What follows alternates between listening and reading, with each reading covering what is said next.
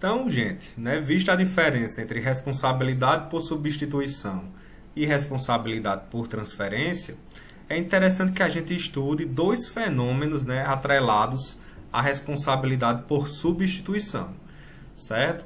Então, são situações que vão acontecer no âmbito da responsabilidade por substituição, né, e vão ocorrer em cadeias de produção, certo? Em situações em que há essa cadeia de produção e tributos que incidem sobre essa cadeia de produção e circulação, como é o caso do ICMS.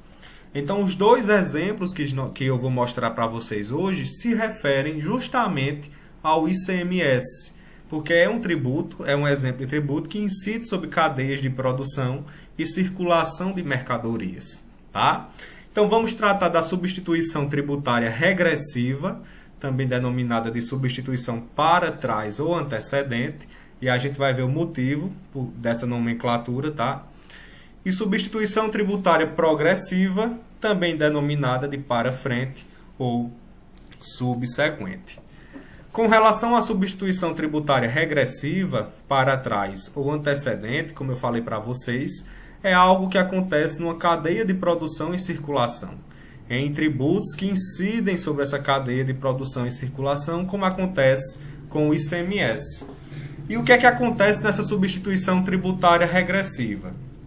As pessoas ocupantes de posições anteriores nas cadeias de produção e circulação são substituídas no dever de pagar o tributo por aquelas que ocupam posições posteriores nessas mesmas cadeias.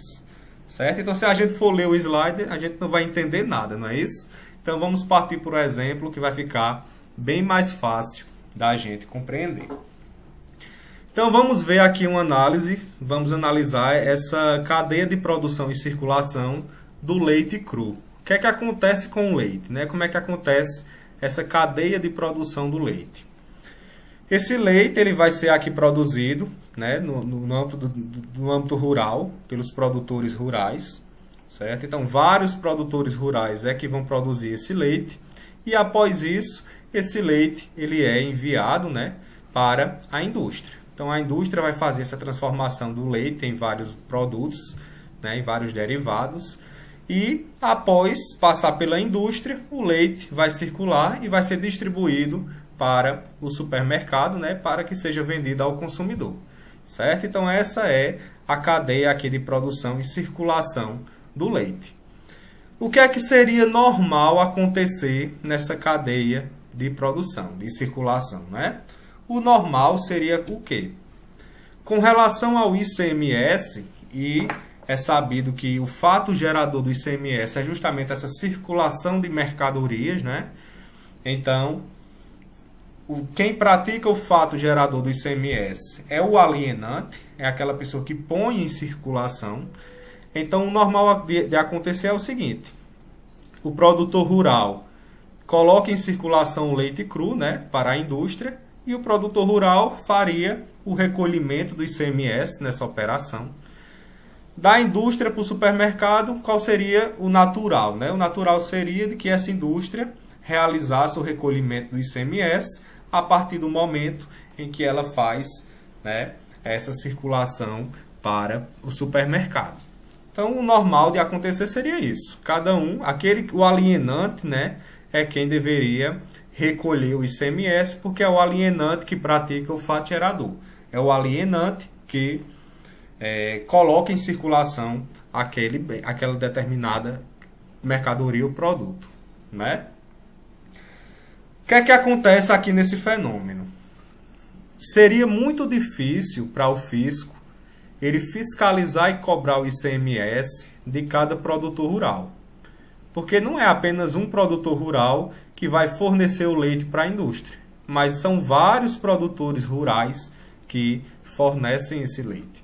Então seria muito difícil cobrar desses produtores, esses produtores que nem têm, né, a possibilidade de manter uma logística contábil financeira para providenciar o recolhimento desse tributo.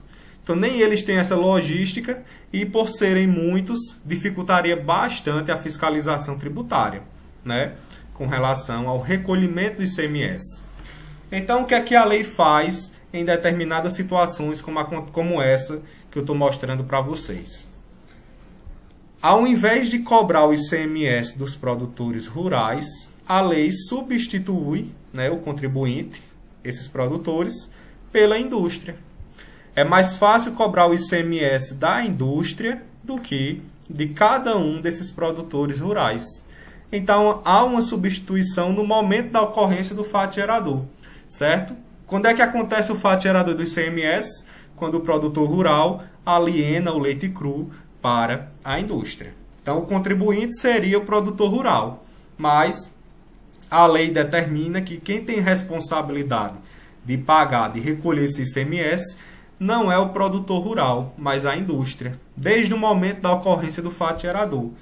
De modo que a indústria substitui o produtor rural no momento, né, do nascimento dessa obrigação tributária. Ok?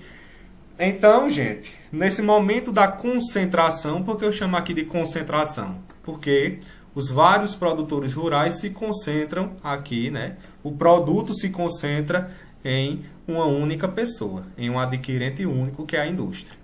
Então, no momento dessa concentração, o que é que a lei faz?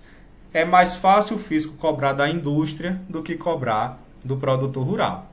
Então, essa indústria será o responsável tributário por substituição, ele vai substituir esse produtor rural.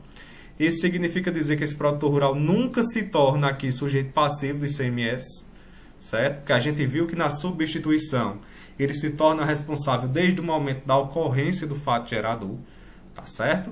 E de modo que essa indústria vai ter que recolher o ICMS que deveria ter sido recolhido do produtor rural. Quando acontece, e aqui, né, daqui para frente, a partir da indústria, a cadeia de produção ela corre normalmente, certo? Quanto ao ICMS. Então, da indústria para o supermercado, quem recolhe o ICMS nessa operação de circulação é a indústria, certo? Essa lógica da substituição não se opera posteriormente, não se opera entre o supermercado e a indústria. Acontece só aqui nesse momento de concentração, justamente para facilitar a cobrança do ICMS quanto a esses produtores rurais. Tá certo? Então se diz, gente, por que é chamado de responsabilidade tributária regressiva? É chamado de responsabilidade regressiva porque uma pessoa que está aqui posteriormente aqui na cadeia de produção, ela vai substituir alguém que está anterior a ela. A indústria vai substituir o produtor rural que se encontra antes dela na cadeia de produção. Por isso que é regressiva, certo? É daqui para trás. Por isso que é substituição tributária para trás. Ele vai substituir, né, esse responsável substitui uma pessoa que está antes dele na cadeia de produção. Tá certo? Nessa responsabilidade por substituição, nessa responsabilidade regressiva, substituição regressiva, né, melhor dizendo, a gente fala que o pagamento do tributo ele é adiado ou diferido. Por que a gente fala que o pagamento do tributo é adiado ou diferido? Porque em condições normais, como eu falei para vocês, quem deveria ter recolhido o ICMS era o produtor rural no momento da alienação do leite cru. Mas a lei adia esse pagamento, né, porque há essa substituição do produtor rural pela indústria. Então, esse pagamento, esse recolhimento do ICMS vai ser realizado em momento posterior pela indústria, né, por outra pessoa, pelo responsável tributário, ok? Então, o pagamento do tributo na substituição regressiva se diz que ele é adiado ou diferido, tá? E a lógica é essa, né? Fica mais fácil para a administração tributária exigir da indústria todos os tributos incidentes sobre as operações realizadas pelos seus vários fornecedores, né? Pelos vários produtores rurais. Cobrar de cada um deles aqui ficaria bem mais difícil, bem mais complicado, e o fisco, com certeza, ia perder aí na tributação. E aqui surgem duas perguntas, né? E a primeira é a seguinte: será que nesse exemplo que eu mostrei para vocês, a indústria não seria duplamente onerada? Porque se a gente observar aqui, né, superficialmente, o que é que a gente pode concluir? Se a indústria tem que pagar o ICMS dessa primeira operação, no lugar do produtor rural, e depois, quando ela passar o produto para o supermercado, ela vai ter que pagar ICMS novamente, né, nessa segunda operação, Então isso significaria dizer que a indústria seria duplamente onerada. Não é isso? Ou não? E aqui cuidado, tá? Porque a gente não pode concluir que vai haver uma dupla oneração. E por que não há essa dupla oneração? O que é que acontece, gente? Em condições normais, esse produtor rural, se ele fosse obrigado a recolher o ICMS, o que é que ele iria fazer? Ele recolheria o ICMS e o valor do tributo pago ele repassaria para a indústria, no valor do produto. Então ele embutiria o valor do tributo no próprio preço do leite, né, repassado para a indústria. O que é que a indústria iria fazer? Repassar o valor do ICMS pago nessa segunda operação para o supermercado. E o supermercado, né, iria repassar para o consumidor. Então vejam que haveria aqui uma transferência do ônus tributário em situações normais, em condições naturais. Pelo fato do produtor rural não recolher ICMS, ele não vai embutir no preço o valor de qualquer produto, de qualquer tributo, gente. Então ele não repassa para a indústria o valor que ele pagaria do ICMS, porque ele não recolhe o ICMS. Esse valor é recolhido diretamente pela indústria, tá? Então, no final das contas, aconteceria o mesmo efeito. Se o produtor rural pagasse o ICMS, ele repassaria para a indústria do mesmo jeito. Se o produtor rural não paga o ICMS, que é o que acontece, né, de acordo com a lei, é a indústria que paga, o ônus foi para ela do mesmo jeito. E esse ônus vai ser repassado da indústria para o supermercado. Então, não há o que se falar aí em dupla onerosidade, porque em condições normais, o efeito seria o mesmo. Os produtores rurais iriam repassar, iriam embutir no preço do leite cru o valor que eles pagariam a título do ICMS. Se eles não pagam ICMS, eles não repassam nada a título, né, de valor tributário para essa indústria, tá? Então não há que se falar aqui em dupla onerosidade.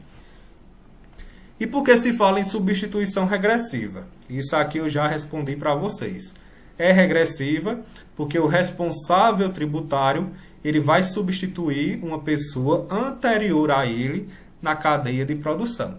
Então a indústria substitui os produtores rurais que estão antes dela, né, nessa cadeia de produção e circulação do leite cru. Tá bom?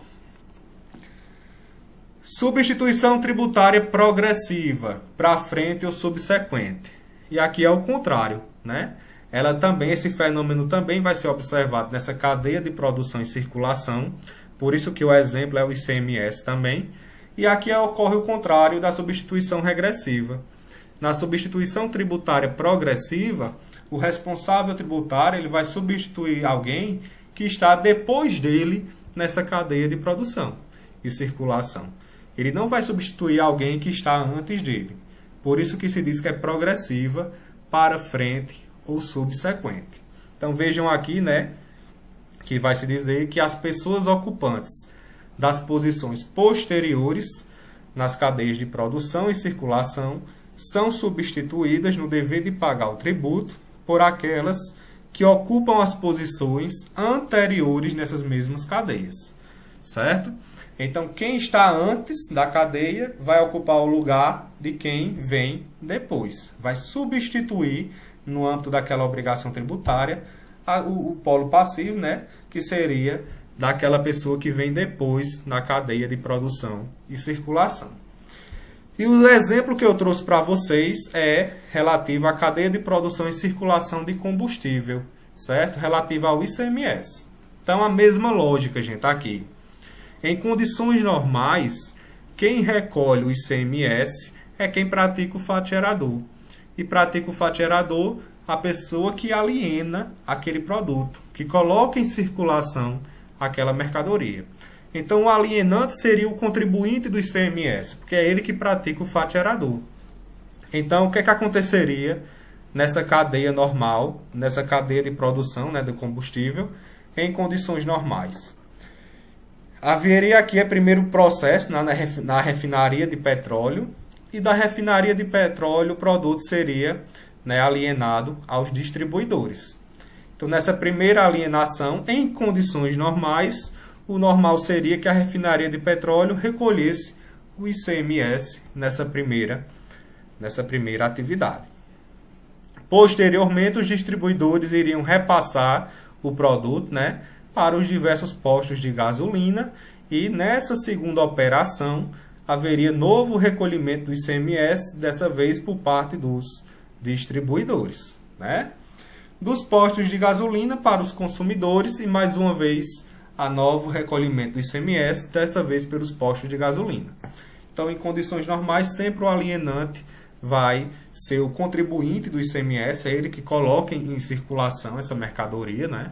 Ele que pratica o fato gerador, de modo que em cada situação dessa seria o alienante do combustível a pessoa que iria ser cobrada acerca do ICMS.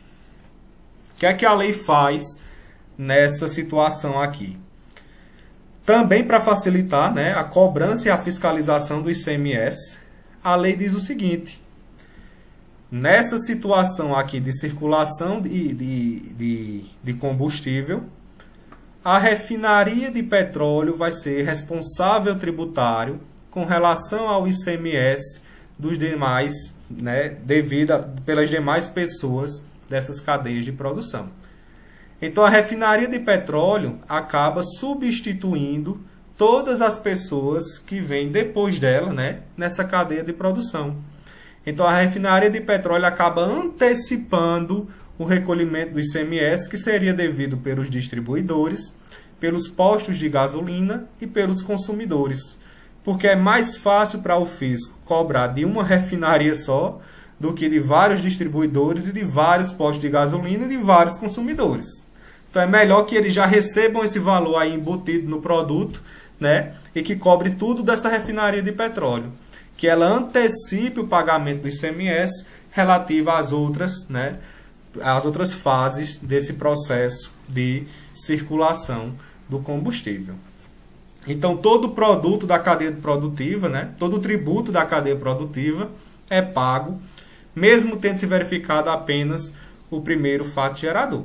Então, esse aqui, no momento em que ela distribui, né, ela passa o produto para os distribuidores, ela antecipa o ICMS que seria pago do distribuidor para o posto de gasolina e do posto de gasolina para os consumidores. Essa refinaria de petróleo acabaria fazendo essa antecipação, certo? Por isso que ela é responsável, porque no caso, por exemplo, do distribuidor para o posto de gasolina, o distribuidor seria o contribuinte, não é isso? Mas é a refinaria de petróleo que irá substituir o contribuinte no pagamento, no recolhimento do ICMS nessa operação. Ok, gente? É denominado para frente, né? Uma responsabilidade, é uma substituição para frente, porque, como eu disse, essa pessoa, a refinaria de petróleo, vai substituir outras pessoas que vêm depois dela nessa cadeia de produção e circulação, tá certo? Por isso que é uma substituição progressiva para frente. O que vem antes substitui aqueles que vêm depois nessa cadeia de produção.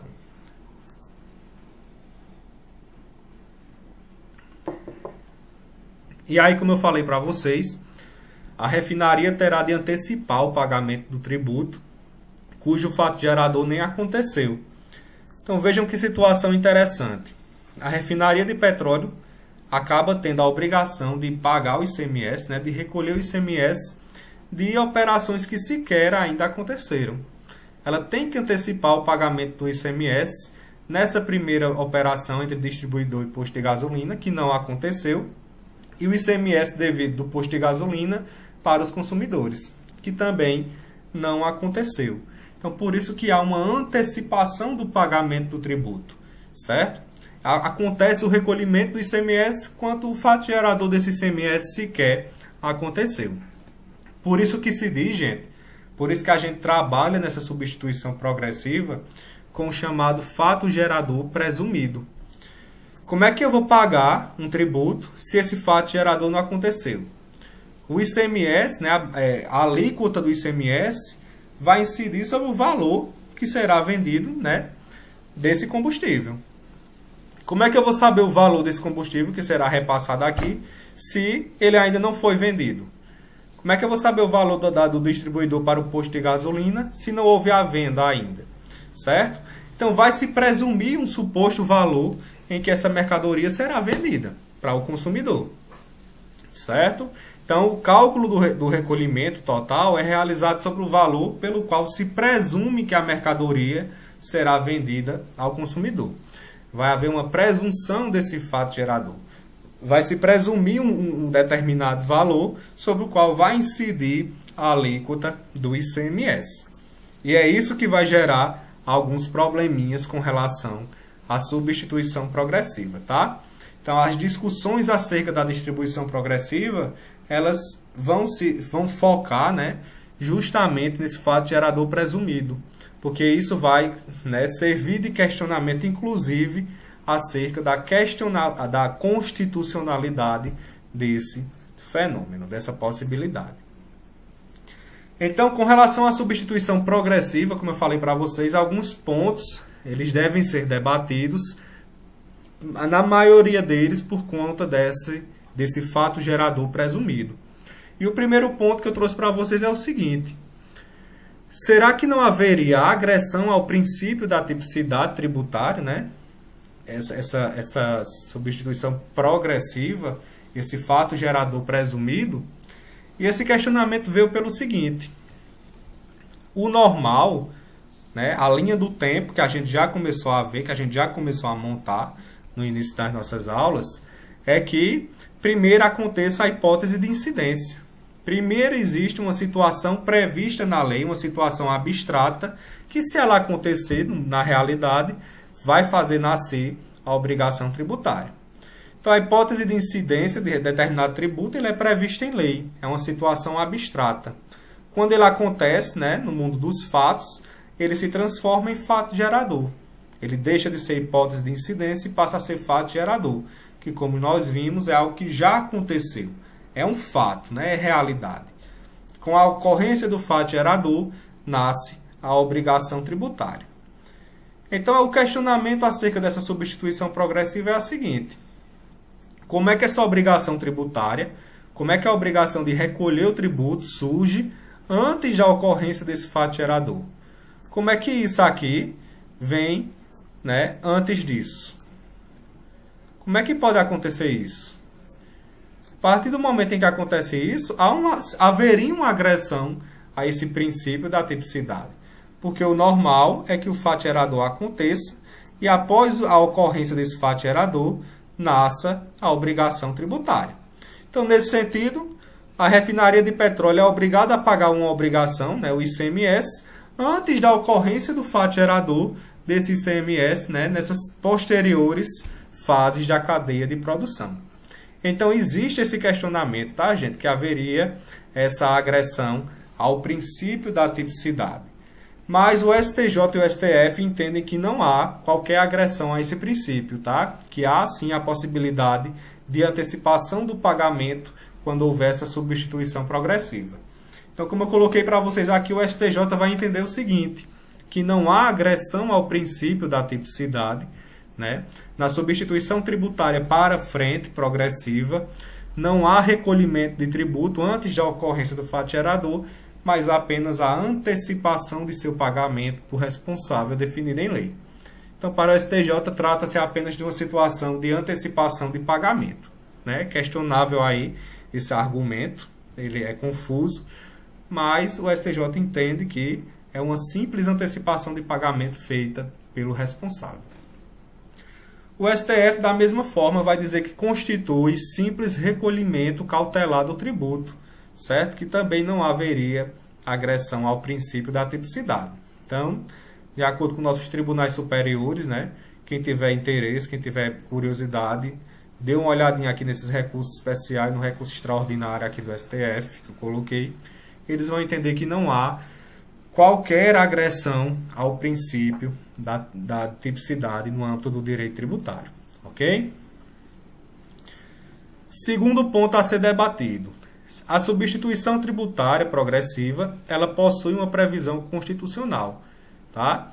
Então, esse fenômeno da substituição progressiva, desde a emenda constitucional número 3 de 1993, ele passou a ter previsão constitucional lá no artigo 150, parágrafo 7º da Constituição.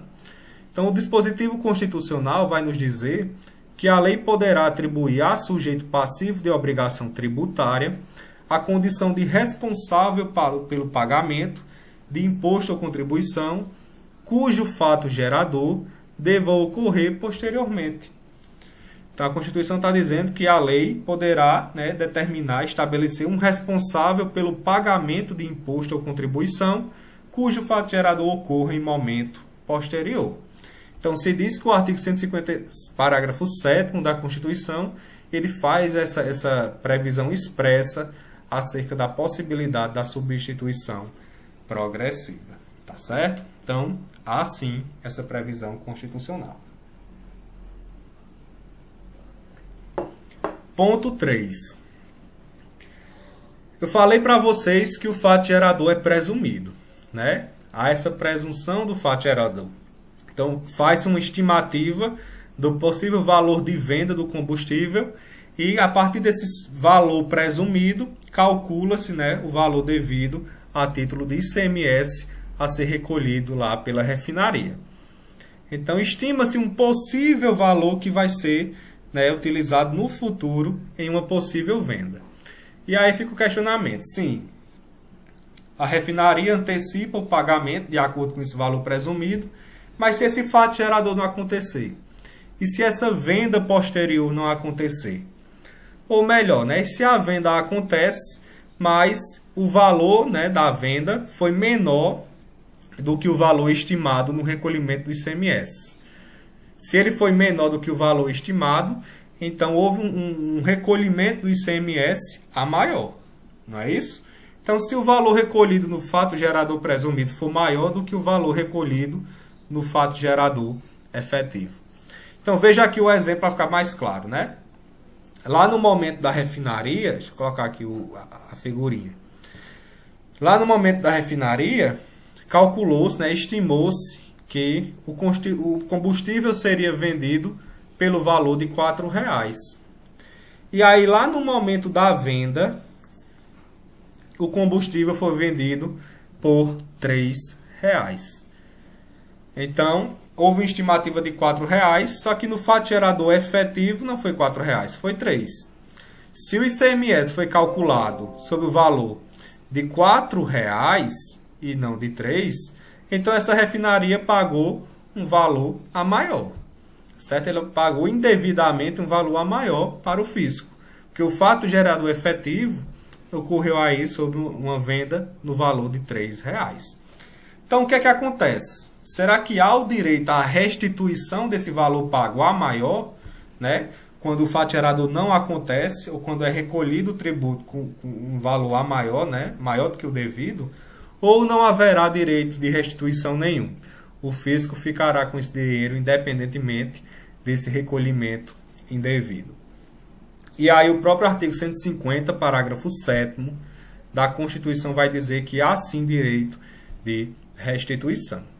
De acordo com o artigo 150, parágrafo 7º, a gente vê que é assegurada a imediata e preferencial restituição da quantia paga, caso não se realize o fato gerador presumido. Então, a Constituição diz, se esse fato gerador presumido não acontece, aquela quantia que foi paga pela refinaria, ela vai ter que ser restituída, certo?